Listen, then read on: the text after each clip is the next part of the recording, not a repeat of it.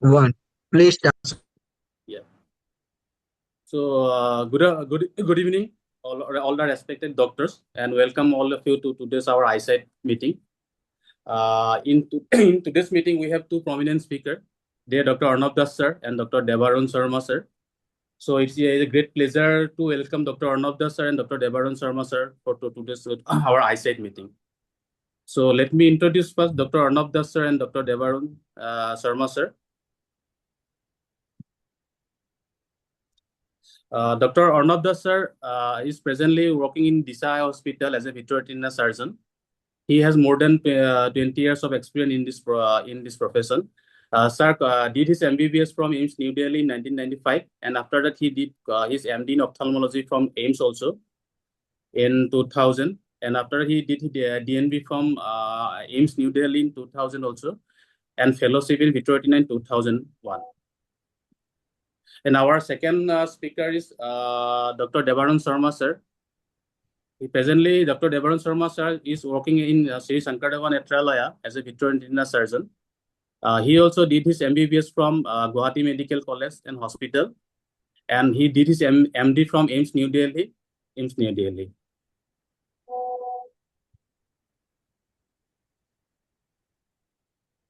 So I would like to welcome both the speaker to the eyesight meeting. Our first talk is evaluating anti-VEGF drug molecular characteristics and their impact on treatment success. The speaker is Dr. Arnab Das sir. So I'd like to come Dr. Arnab Das sir and start your presentation. Yeah, good evening, Dhrubajit. Good evening, Devaran, and good evening to all of you. It's wonderful to be amidst all of you, and thank you for the kind introduction. So let me straight get started. Uh, just a second.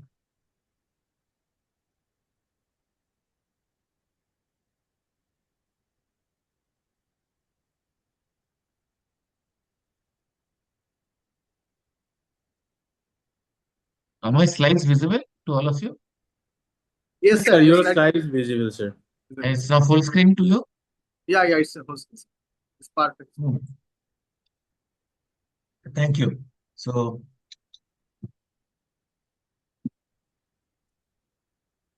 yeah. So I will be uh, speaking on evaluating anti-VEGF drug molecular characteristics and the impact on treatment success. Just 1 second. It's not moving. I'll just reshare. Huh? I'll just reshare. It's not moving. Okay. Hmm.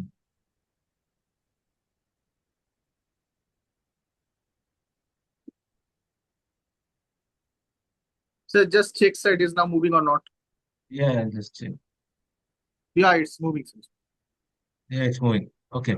So, so as I had just said, I will be talking on evaluating anti-VEGF drugs, molecular characteristics, and their impact on treatment success. So, anti-VEGFs can be divided into conventional ranibizumab and bevacizumab, and newer aflibercept, bevacizumab, and faricimab. Several molecular factors determine how a drug interacts with the body, namely binding affinity, elimination half-life, potency, clinical targets, and molar dose. Thus, these are also the 5 pharmacological strategies to try and achieve greater biological activity and extend disease remission by increasing binding affinity, increasing the potency, increasing the half-life, and having more pathways and clinical targets covered, and increasing the molar dose. Now, talking of attempts to improve the binding affinity, the dissociation constant is a measure of the affinity between two molecules, a ligand and a receptor, and tells us how difficult or easy it is to separate them. And since it is inversely related to the binding affinity, lower the Kd value, uh, which is the unit for dissociation constant, the tighter is the binding. Now, as you can note here from the table above, that aflibercept scores well here has a VEGF binding affinity of almost 100 times that of ranibizumab and much higher than that of other anti-VEGFs too. Binding affinity determines how strongly a drug interacts with its targets. Aflibercept was found to have statistically higher VEGF binding affinity than bevacizumab and ranibizumab in a head-to-head study. A higher affinity can potentially lower the minimum efficacious concentration required to block a given factor, as you could imagine. Now, attempts to improve potency. IC50, which is the half maximal inhibitory concentration, is correlated with drug potency. It is a measure of the concentration of a drug required to inhibit a particular biological or biochemical process by 50%. Lower the value, more potent the drug. Aflibercept is significantly more potent than bevacizumab and ranibizumab in vitro trials. As you can see in the above figure from the data from head-to-head study between these molecules. Talking of attempts to increase half-life, half-life is largely a function of drug size, and half-life changes the slope of the curve, as you can see on the diagram to the left. Graph shows that a greater half-life allows a longer duration of biological activity in the vitreous of the eye. Thus, increasing the half-life results in increased intervals between necessary treatments, decreasing the treatment burden with any given agent. Data from independent studies estimated intraocular half-life in days between the anti-VEGFs in use. And one can note that bevacizumab, being a smaller molecule, loses out on half-life vis-a-vis larger molecules like aflibercept. Though bevacizumab, as we can think and understand, attempts to compensate this by a very high molar dose. Having more pathways and clinical targets covered. Clinical target, is basically binding target determines downstream effects of the drug on a disease pathology. Depending on what they block, we know that there are single target drugs, namely bevacizumab, ranibizumab, and bolizumab, which target only VEGF-A. Dual target drugs, uh, uh, the example in this is faricimab, which blocks both VEGF-A as well as angiopoietin 2. And multi-target drugs, and we have only one example in this, in the anti-VEGF group, which is aflibercept, and it not only blocks VEGF-A, it also blocks placental growth factor. It blocks VEGF-B as well as galectin-1. VEGF signaling pathway is the master regulator of pathological angiogenesis. For recollection, VEGF-A acts mainly through VEGF receptor 2, but also through VEGF receptor 1. Whereas VEGF-B and placental growth factor acts through VEGF receptor 1, as you can see in this diagram there. Angiogenic factors play a critical role in the development of edema, retinal vascular permeability, inflammation, neovascularization, and vessel stabilization. Activation of VEGF receptor 1 and VEGF receptor 2 by VEGF and placental growth factor promotes angiogenesis and neovascularization. As we see, additionally targets the key ligand placental growth factor as well. The FC portion of IgG1 of the aflibercept extends the half-life of aflibercept. VEGF-A and placental growth factors are upregulated in exudative retinal diseases such as diabetic retinopathy, diabetic macular edema, and neovascular AMD. In patients with DME, VEGF levels are up by around 61 times, and placental growth factor levels are up by around 19 times. Why placental growth factor is an important target molecule? Although other anti-VEGFs block VEGF molecules from activating VEGF receptors, presence of elevated placental growth factor can also activate the VEGF receptor. If you can recollect the diagram which I showed, it blocks the VEGF receptor 1. It activates the VEGF receptor 1. Now, could targeting additional pathways beyond the VEGF receptor pathway further improve efficacy and outcomes. Aflibercept inhibits multiple targets, as we spoke of. In previous trials, platelet-derived growth factor receptor inhibitors have demonstrated no additional functional benefit vis-a-vis anti-VEGF agents alone. What about inhibition of angiopoietin 2, the talk of the town? Now, it's important to remember that levels and ratios of angiopoietin 1, angiopoietin 2, and VEGF-A are important determinants to vascular stability. Angiopoietin 1 activates Tie2 receptor maintained at a high level in healthy states. And it is this angiopoietin 1 Tie2 binding which promotes endothelial survival and stability of cell junctions, thus stabilizing vasculature. Angiopoietin 2, however, inhibits the Tie2 activation by competing with angiopoietin 1, although expressed at lower levels than angiopoietin 2 in healthy tissues, but when it's a disease state, angiopoietin 2 levels go up. As we know, VEGF-A binds to VEGF receptor 2. I showed you in that diagram.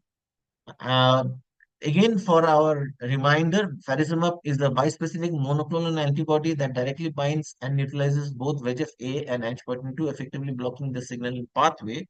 Whereas aflibercept is a recombinant fusion protein, a decoy receptor that binds VEGF-A, placental growth factor B, VEGF-A, VEGF-B, as well as placental growth factor with greater affinity than body's native receptors. Aflibercept is thus a decoy receptor that simply traps the signal molecules, which mistakenly bind with aflibercept instead of the original receptors without initiating a cellular response, therefore reducing activity. Is the Ang2 Tie2 pathway always relevant target for treatment of exudative retinal disease? In high VEGF states, angiopoietin 2 antagonistic activity may promote destabilization of blood vessels.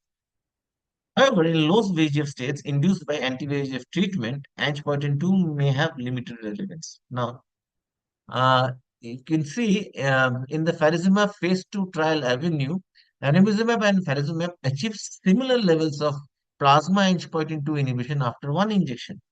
Data suggests that anti-VEGF monotherapy neutralized Ang2 to levels comparable to that of directly targeting angiopoietin 2, supporting the belief that biological activity of angiopoietin 2 is downregulated by decreasing VEGF-A levels. This animal study, which evaluated the efficacy of anti-VEGF agents ranibizumab, aflibercept, and bortezomib in an human VEGF-165-induced rabbit retinal vascular hyperpermeability model, found human VEGF was completely suppressed in rabbit vitreous after anti-VEGF treatment for 28 days. Angiopoietin 2 protein in the vitreous and mRNA for the angiopoietin 2 in retina tissue were similarly suppressed, although the anti-VEGFs do not directly bind to angiopoietin 2. Aflibercept demonstrated the greatest inhibitory effect in angiopoietin 2 levels in the vitreous, which correlated with the strong durable suppression of intraocular human VEGF levels.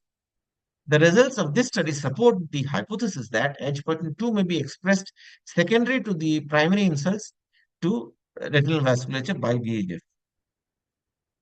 Baer and Regeneron have investigated the angiopoietin 2 pathways in combination with aflibercept in Ruby as well as Onyx studies. And data from separate studies suggest that nefizimab is a more potent inhibitor of angiopoietin 2 than faricimab. In Ruby as well as Onyx, targeting both the angiopoietin 2 and VEGF receptor pathways did not provide additional improvements in vision. Sorry. So this trial was finally discontinued because by the 36 weeks, they didn't quite find the advantage of having the two pathways covered, although they used two different drugs to hit the two different targets. It was not like faricimab, which was a single drug covering both the targets. Thus, Ruby and for DME and Onyx trial for NMD program was discontinued, as I spoke of, primarily because the combination therapy was non-inferior to aflibercept monotherapy for change in BCVA at week 12 and week 36 endpoints in both the trials. Unbalanced study designs favoring faricimab and the additional angiopoietin 2 targeting with faricimab did not confer any additional clinical benefits over aflibercept, uh, be it in the marine studies or the Yosemite study. So basically, it seems that the activity of faricimab may be derived primarily from its ranibizumab arm.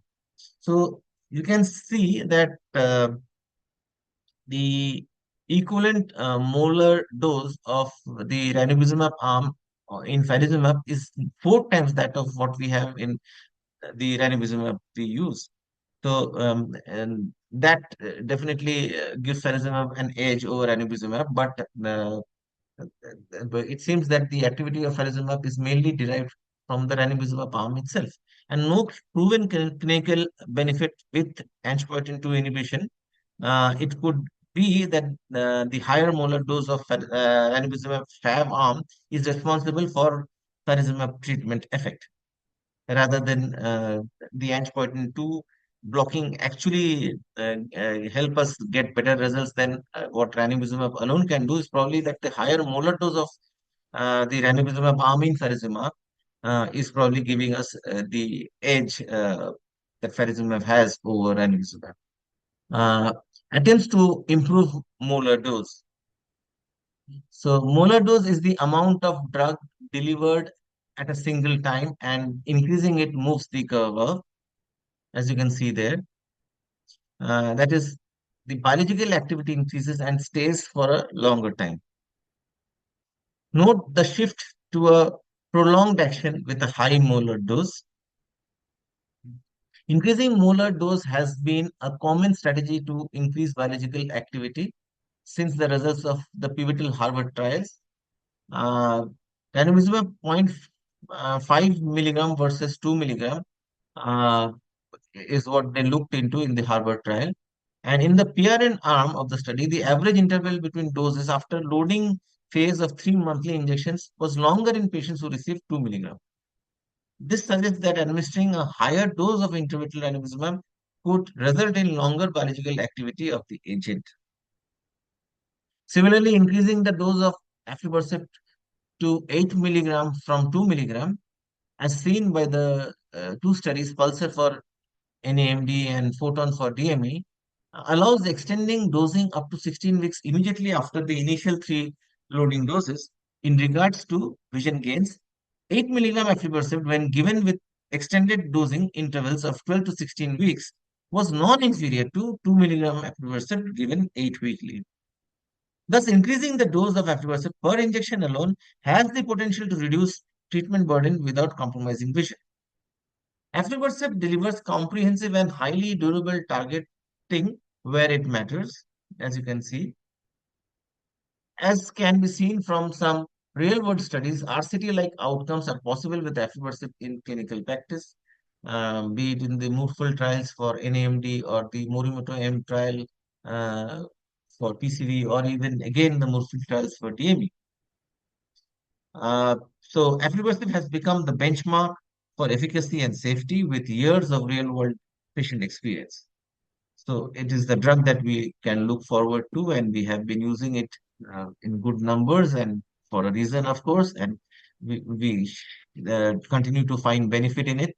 And why? Because aflibercept targets where it matters, VEGF and placental growth factor, thereby inhibited the downstream signaling via VEGF receptor 1 as well as 2, which is the master regulator of pathological angiogenesis.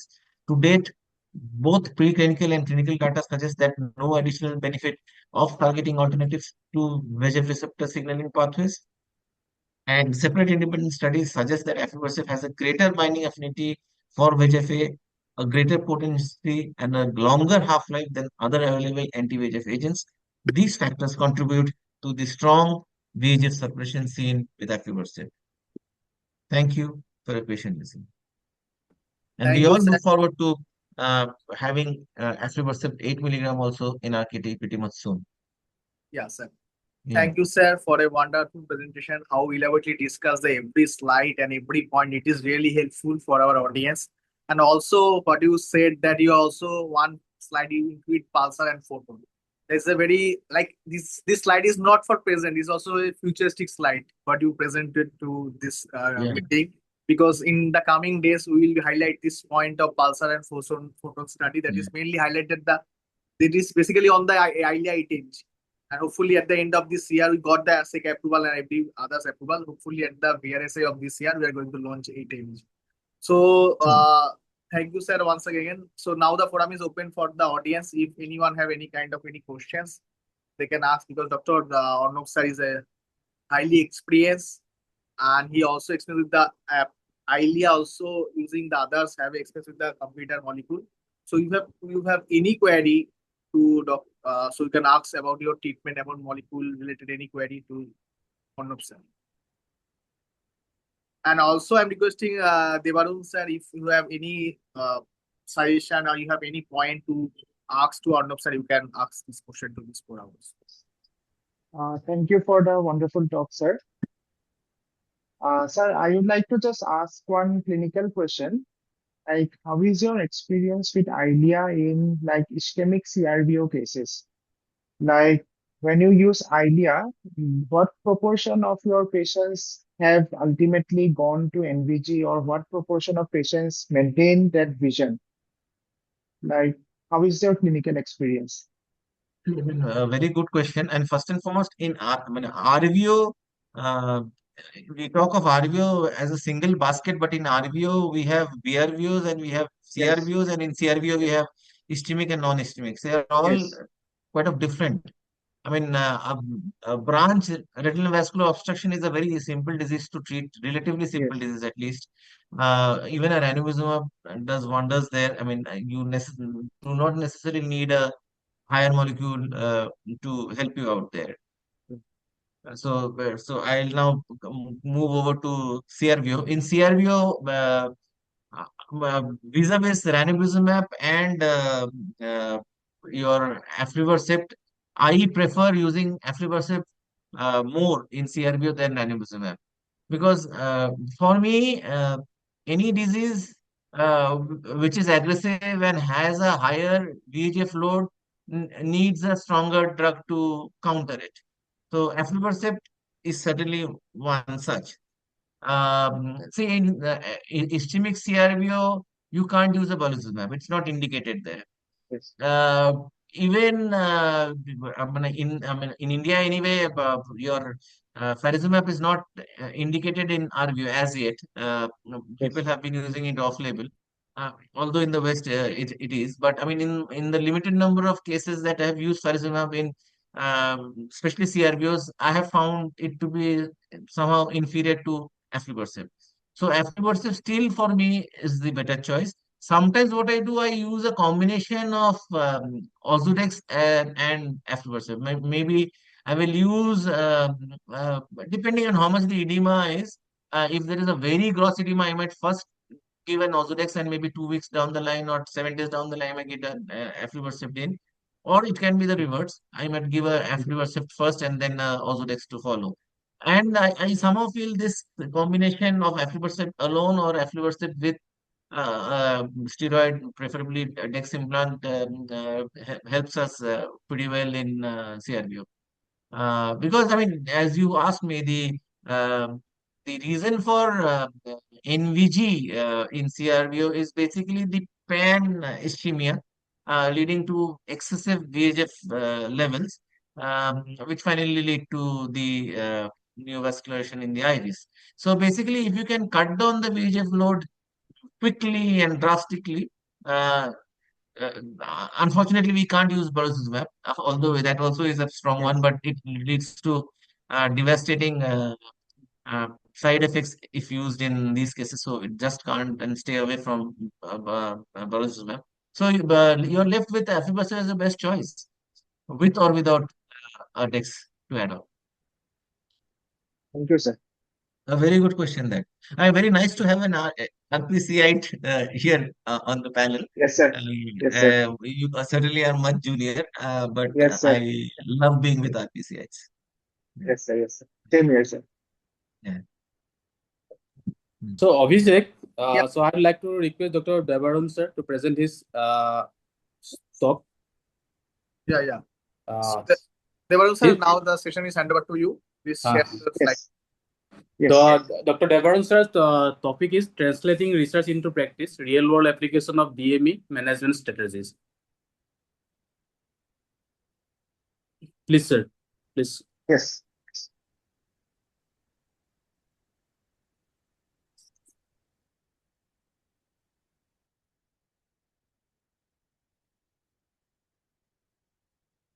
Okay, are my slides visible? Yes, sir. The slide is visible, sir. Yes. Okay, thank you. So I will be talking briefly about the topic on translating research into practice, that is the real world applications of DME management strategies. I would first like to thank Bayer for giving me this opportunity. So these are my disclaimers. So I will first start my slide with a topic, that is what are the limitations in clinical trial design in the real world. So as clinical researchers and practitioners, we know that while clinical trials are essential, their strict inclusion criteria often limit how well the results generalize to our broader routine patient populations. These trials may not fully reflect the complexities of the disease as we see it in everyday practice. Because of this, there is currently a lack of consensus on the ideal treatment regimen for DME. And we often see our colleagues utilizing various approaches like the monthly or the PRN or the treat and extend regimens. So let us take a brief look at the current anti-VEGF landscape. Certain landmark trials have already established the efficacy and safety of anti-VEGF molecules like ranibizumab, faricimab, and bevacizumab. However, I want to draw your attention to the robust evidence supporting aflibercept as a first-line treatment in DME by specifically focusing on two studies, that is the VISTA and the VIVID and the DRCR.net protocol T. So as you can see on the right upper hand side, this is the VIVID and the VISTA study. They basically compared the 4-weekly and the 8-weekly regimens of aflibercept over a period of 3 years. And as you can see from this graph, there is an initial sharp curve of the uh, there is an initial rise of the curve in the initial 20 to 24 months. So within just 6 months, the patients gain the mean visual acuity of about 10 letters. But the most important parameter, as you can see here, is the sustained plateau. You can see how stable these lines remain from week 24 to about week 154. So in practice, this tells us that once we establish the early intensive control, we can maintain these visual gains over the long term, even if we extend the treatment burdens to reduce the injection burden of the patients. Secondly, when we look at the protocol T basically compared the three anti-VEGFs, that is bevacizumab, ranibizumab, and aflibercept. And as you can see here, the aflibercept line is the topmost curve, and you can see from the starting till about week 104, the visual acuity gain was highest with aflibercept. This shows that the aflibercept is a highly robust molecule as compared to that of bevacizumab and ranibizumab, especially in eyes who had a visual acuity of less than 6/12 or worse. And also you can see that in year one, the patient received a median of about 9 aflibercept injections. But by year two, the number of aflibercept injections had reduced to almost half. So this means that an intensive proactive approach in the first year allows the disease to stabilize, and it also reduces the injection burden in the coming years. Now, although we have seen these randomized control trials, but there are lack of certain real-world studies to complement the data from these randomized control trials. So why is these real-world studies important? So the real-world studies basically measures the real-world effectiveness in the clinic. The patient population is unselected. They are diverse and they are not pre-screened. So they present with a variety of manifestations that are not seen in randomized controlled trials, and the treatment is strictly based on the physician's decisions. So I will be talking briefly about some real world studies. The first one is the endurance study. The endurance study basically showed that patients from the VISTA trial maintained a visual acuity gain over a 5-year period.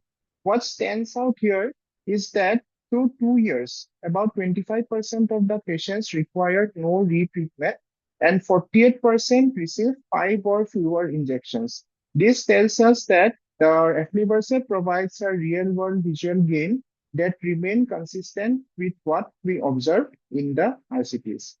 So these are two more real-world studies, that is the Apollon and the Moorfield studies. The Apollon study was basically a real-world study that compared it with the Vivid trial. As you can see here in the curve, the left side shows the visual acuity gains with the Vivid trial, and the right hand of the curve shows the visual acuity gain in the Apollon study. As you can see in the left hand side, the patients who presented with a poor visual acuity of about 58.8 letters, they gained a mean of about 9.4 letters, and they received a minimum median injection of about 13.6. But as you can see in the Apollon trial, the initial visual acuity was better as compared to the Vivid trial, and they received a less number of, they improved a less number of letters as compared to the Vivid trial. This was so because 52% of the treatment-naive patients received intensive therapy with 5 monthly loading doses initially. So this study basically shows that patients who presented with a poorer visual acuity, they had greater chances of visual improvement as compared to patients who had a better visual acuity at presentation. Similarly, the Moorfield study also showed that patients who had a visual acuity poorer than 20/40 or 6/12, they had a robust increase in visual acuity gain within the first 1 year, and by the second and the third year, they usually maintain their visual acuity. So let us now understand another study, that is the TRACO study. The TRACO study was basically a real-world data set from the UK that evaluated about 350 treatment-naive patients over a period of 12 months. Here also, as you can see, initially the patients that in the left-hand side, the patients who presented with a visual acuity of less than 35 letters, they had about 23.6 step increase in the visual acuity as compared to patients who presented with a good visual acuity. So the mean change in visual acuity at month 12 in treatment-naive patient was about 2.5 letters. But with patients who presented with a visual acuity of less than 70 letters, they had a mean BCVA gain of about plus 7.3 letters, which statistically significant. So this further reinforces the fact that patients with a poorer visual acuity had a good visual acuity outcome than patients who presented initially with a good visual acuity. So these are the data from the Moorfields and the FRB registry. And as we have already seen that poor visual acuity is a commonplace in about 2/3 of our patients in clinical practice. And they also compared patients receiving either aflibercept or ranibizumab, and they found that patients who had a poorer visual acuity at the outset had a better improvement in visual acuity with aflibercept as compared to ranibizumab. So this was another study that was done by Chakrabarty et al. They basically compared aflibercept and dexamethasone implant for recalcitrant diabetic macular edema. And they found that at 3 months, both groups improved almost equally. However, the intravitreal aflibercept group had a 6.5 times higher likelihood of more than 3-line visual improvement as compared to dexamethasone. And the dexamethasone group had a higher chance of IOP rise at 6 to 9 months, with about 13% of the patients requiring IOP lowering medicines. So these are the diabetic macular edema treatment guidelines of the AIOS and the VRSI, and they have shown that the patients who are unresponsive to certain anti-VEGF agents and who have a visual acuity less than 6/12, even after multiple anti-VEGF injections, it is a good idea to switch anti-VEGFs. And they have recommended that if a patient has been on bevacizumab, a switch to ranibizumab or aflibercept is recommended. And if the patient is on ranibizumab and he is not improving, then a switch to aflibercept is advised. So these are the international recommendations and guidelines for the use of aflibercept as a first-line therapy for patients with a visual acuity of less than 20/40 or 6/12. And they have shown that aflibercept is the current standard of care and is utilized across multiple DRCR retina network protocols evaluating anti-VEGF treatments. And they have found that it works best with patients who had a poorer visual acuity as compared to other anti-VEGF agents. Similarly, Cochrane meta-analysis finding also found that at year 1, all the efficacy outcomes significantly favored aflibercept over ranibizumab and bevacizumab, and patients were approximately 30% more likely to gain greater than 3 lines with aflibercept than with ranibizumab or bevacizumab at year 1. So this I have already mentioned. So, and this also I've already shown the international guidelines regarding the use of aflibercept as the drug of choice with patients with a poor visual acuity that is less than 20/40 or worse. So this is basically the hierarchy of the evidence-based medicine pyramid that we all use. And we have to keep in mind that when making an evidence-based decision for patient care, it is absolutely necessary that we select the highest level of research design available for our specific question of interest. So looking at the trials tells us what can work, but real-world data tells us what does work. So putting them together gives us a treatment approach that is both scientifically accurate and realistic for the clinic. So aflibercept is recognized as the standard of care in DME and is being used in 4 DRCR retina network protocols evaluating anti-VEGFs. Some of these protocols studies are still ongoing, but I will just briefly concentrate on protocol T and protocol W. Basically, in protocol T, as I've already mentioned, for mild vision loss that is greater than 620/40, almost all the anti-VEGFs work well. But for worse vision loss, aflibercept generally resulted in better vision improvement in 1 year as compared to 2 drugs. And also by 2 years, aflibercept was still better than bevacizumab, but it was similar to ranibizumab. Similarly, the protocol W also was a trial that evaluated the long-term evaluation of aflibercept in its ability to prevent PDR and center involving DME in eyes with advanced diabetic retinopathy. And they have seen that preventive treatment with aflibercept resulted in a 3-fold reduction in the development of center involving DME and almost a 2-fold reduction in the development of new onset PDR. So I would like to conclude this talk with 3 key messages. That is, the early intensive treatment with aflibercept produces a durable long-term visual outcome. Patients with poor visual acuity derive the greatest benefit from aflibercept use, and current international guidelines and multiple real-world registries consistently support aflibercept as a major first-line treatment option in patients with center involving diabetic macular edema. Thank you. Thank you, Devarun sir, for a very insightful presentation. So now the forum is open for the audience. If you have any kind of question, you can ask to Devarun sir. And I'm also requesting Arnav sir, please throw some light on this slide deck. Thank you. Yeah, Devaran presented it very nicely, very lucidly. It's a difficult slide deck to present, but he has understood the Yes. topic well and has put it in simple words so that anybody who is seeing the slide deck even for the first time doesn't struggle much. So I would congratulate Devaran for a wonderful presentation. Thank you, sir. So that having said, I mean, I would also kind of praise Devaran for highlighting the fact that in DME, it is very important to treat the disease intensively initially. This is what the the pivotal trials have told us this is what has come out even from the real world studies. One which have once those who have not used a loading dose or have not used a intensive dosing initially, those real world studies have not come up with great results. But in real world studies which had loading dose regimen to start off with, they had better results.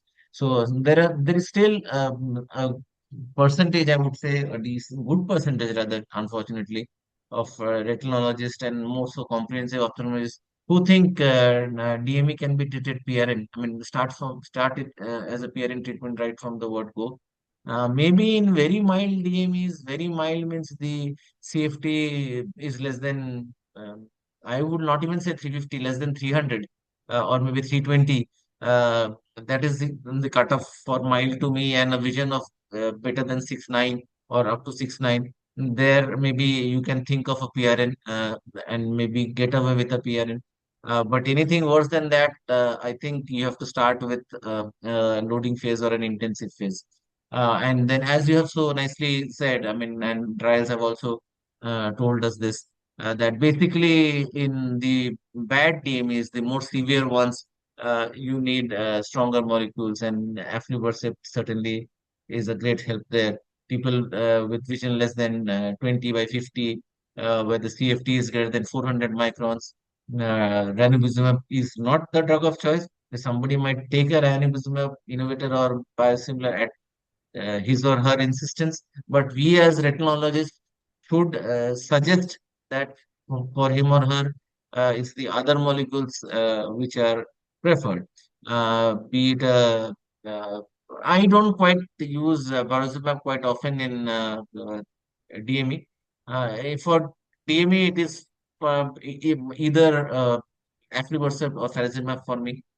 Sometimes that choice is determined by other factors like a particular scheme not allowing a particular thing, or a particular insurance not allowing a particular thing, or for some reason the patient has heard about one more than the other and wants to start off with that.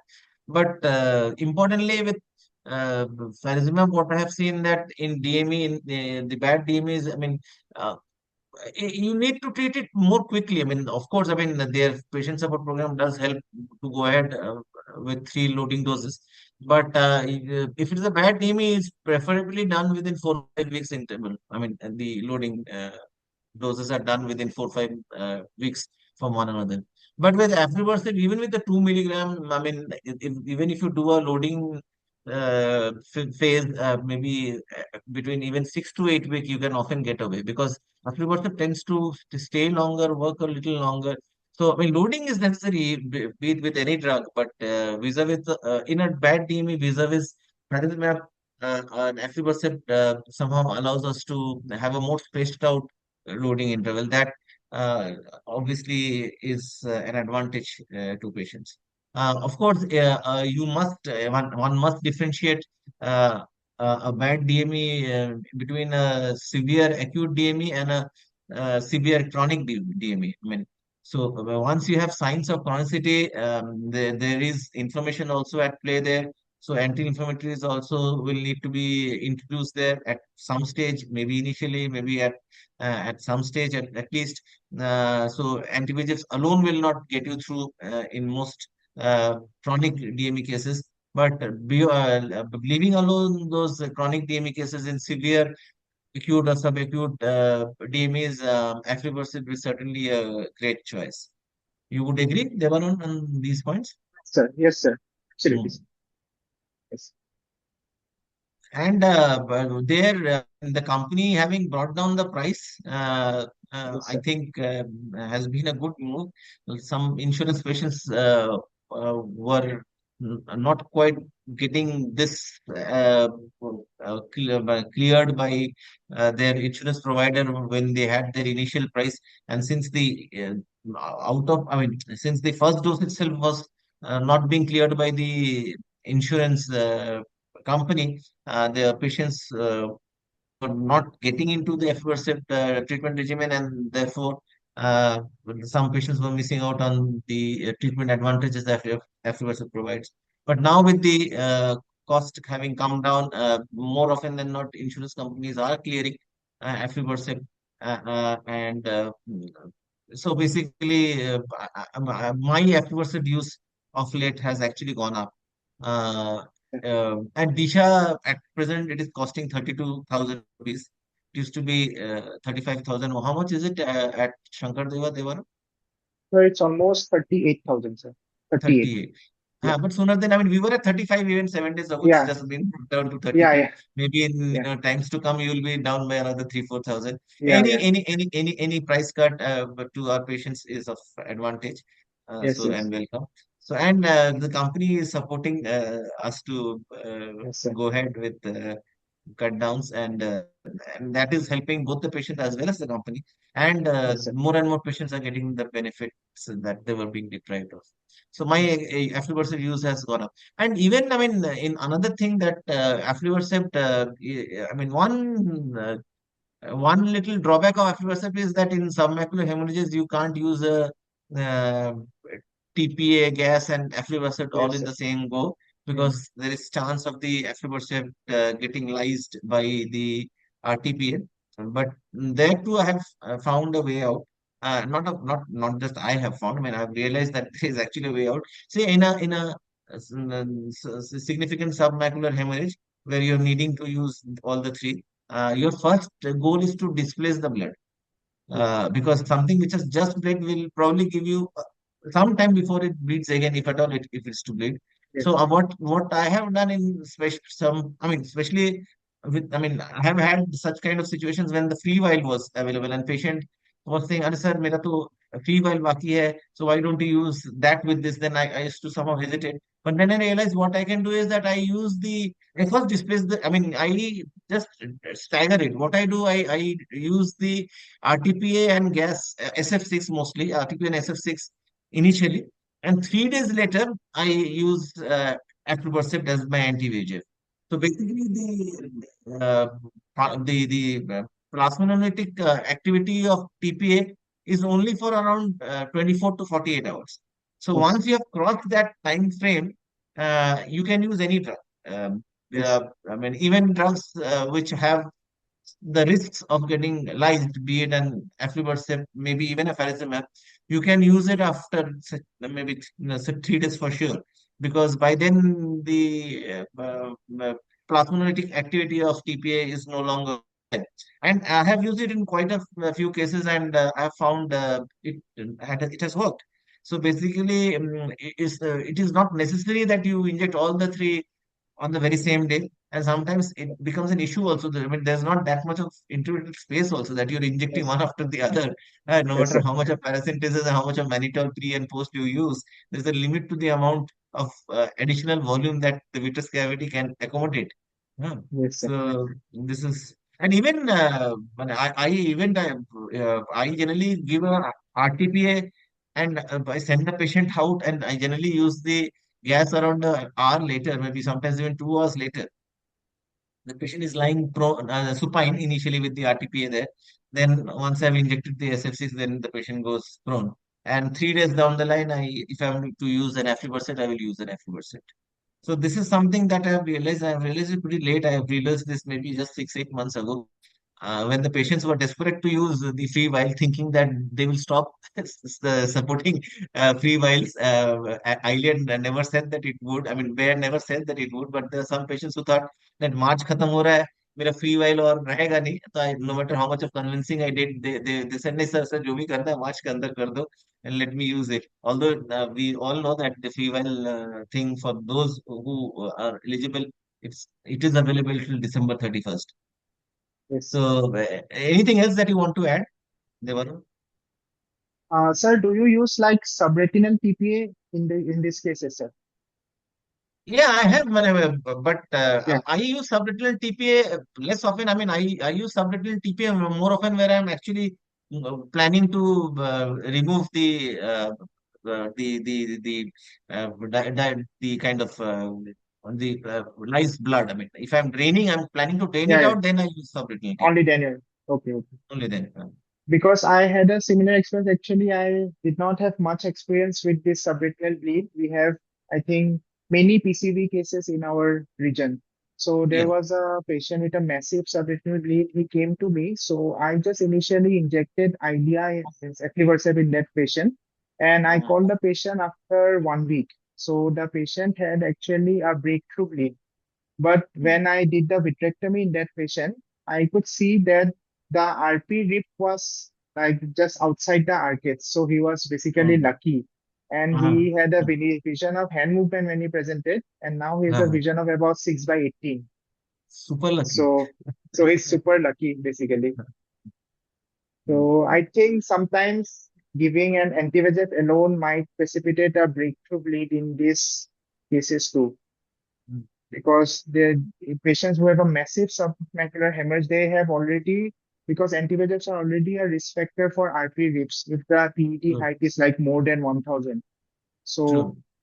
maybe we have to just, in those True. cases, I think it is better to go inside and directly drain the blood by giving a subretinal TP and an anti-VEGF cocktail mixture for those cases.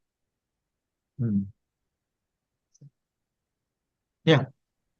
So, I mean, there are various ways that you deal with. I mean, depending Yeah. on the severity. But I mean, it's not always advocated that you uh, advocate a surgery Yes. in any submacular hemorrhage. Yeah. Yeah. Yeah. The height of the hemorrhage is very important. I mean, what I've Yes, realized sir. over time is that if the subretinal hemorrhage is less than 300 microns and or maybe even up to 350 microns, just anti-VEGF alone can also help you through. It's only Yes. the higher, not just the larger, but also the higher hemorrhages which need to be displaced and need to be dealt differently. And how do you find aflibercept in let's say NAMD cases beyond PCV? It's actually very good, sir. Means I have, means my first go is with aflibercept only, because I have not used, because if the patients are basically affording, then I initially go ahead with aflibercept. I give the 3 loading doses, and it works very well in mostly type 2 CNVMs. I have seen, as compared to type 1 CNVM, type 2 CNVMs, they respond better with aflibercept as compared to type 1. I have had not much experience with like type 3 CNVMs, but with Mm. type 2 and type 1, aflibercept works wonders, I must say. Mm. Mm. Yeah, and type 1, I And mean, you must tell it to the audience. And type 1 is basically subretinal.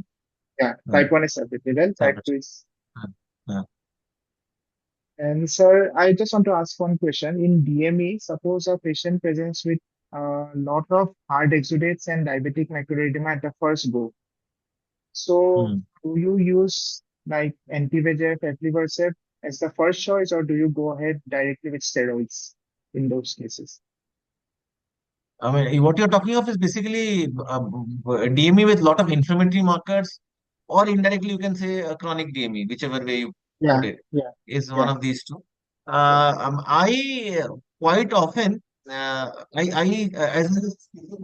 in regards to my CRB also, when you ask me, I sometimes, if the patient can afford, I ask them to take an Ozurdex.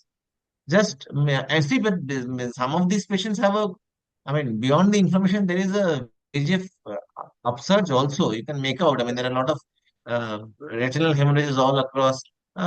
You can make out that there are edemas, this, that. I mean, kind of, if not a PDR, at least on the verge of changing over to PDR. Basically, these are neglected diabetics and there were neglected diabetic retinopathies as well. So basically, there is a VEGF also which needs to be tackled. So basically, the advantage of an Ozurdex or a thing like Ozurdex is that for 4 months, nearly 4 months, you are kind of taking care of the inflammation, and parallelly you can tackle the VEGF with the other things. So I quite often write, I mean, Ozurdex followed by 3 loading dose of anti-VEGF, and there in that Okay. I prefer aflibercept or faricimab over anything else in such cases. I Thank mean, you, for sir. those of you who think that, I mean, it is either or it's not that. I mean, in a DME, if you have started with an Ozurdex or a steroid, doesn't necessarily mean that you continue with a steroid. I mean, you just need to cut off the inflammation Yeah. uh, which is high. And once you have got the inflammation control, then diabetic retinopathy is basically a vascular disease uh, with some component of inflammation, but basically a VEGF-driven disease, I need to say. Yes. Uh, mm. so that's how it is. Yeah. Thank you, sir. Thank you, Arnab sir, for a wonderful discussion. So your experience really mattered to the audience, what you share with your daily life cases. Yeah, it's really helpful for our this audience people, because many days now many doctors are not associated with the big institute, but they are in many doctors with their small setup they are injecting in the anti-VEGF injection. So this kind of discussion really help to treat their patient with this kind of when they are coming with this kind of disease. So and also thanks Devarun sir. To the new, Sorry. Yeah. to the newer doctors, I mean, to those who are still new in this field, I mean, finally, patient is king. Patient will Right. Obviously, if patient is decide happy, what then he or she yeah, will finally undergo.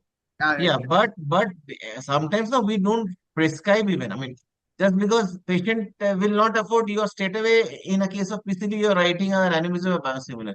That's a compromise, actually. It is Right, hardly a treatment. right. I mean, you at least on the prescription write down the preferred choice or the preferred choices, Yeah, and then write the others as well, which the patient can afford. And the patient will know that the patient is going for a compromise choice. right, Why take the onus on yourself altogether? I mean, do what the patient insists, but do suggest what medical science suggests. So don't stay away from medical science. Medical science is saying in a PCB you need the newer anti-VEGFs, and you're kind of on your prescription just writing an ranibizumab biosimilar. That is not done. And don't judge the patient by the looks. There are people who look rich but don't afford well, and there are people who look poor but get treated by expensive options. So don't judge a patient by the cover. Write down the choices. Give some. I mean, as Abhishek, I've always mentioned, you have to ensure that you have given the patient some decent chair time.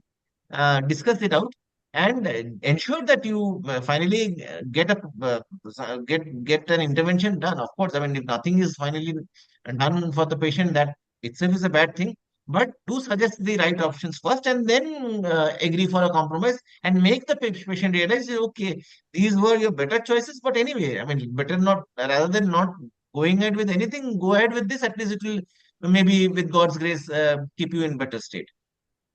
Right, sir. One thing I also highlight about this Arnab sir is he's spending a good time to counsel the patient. This is a main important thing. That's why I have seen with the other doctors of the Disha Institute, the adherence rate is much higher with Arnab sir, because when a doctor is spending some time counsel the patient about the disease and what the drugs act, how they can cure with this treatment. So that's a great impact on the patients, because sir, obviously sir, there's a psychology also play a great important role.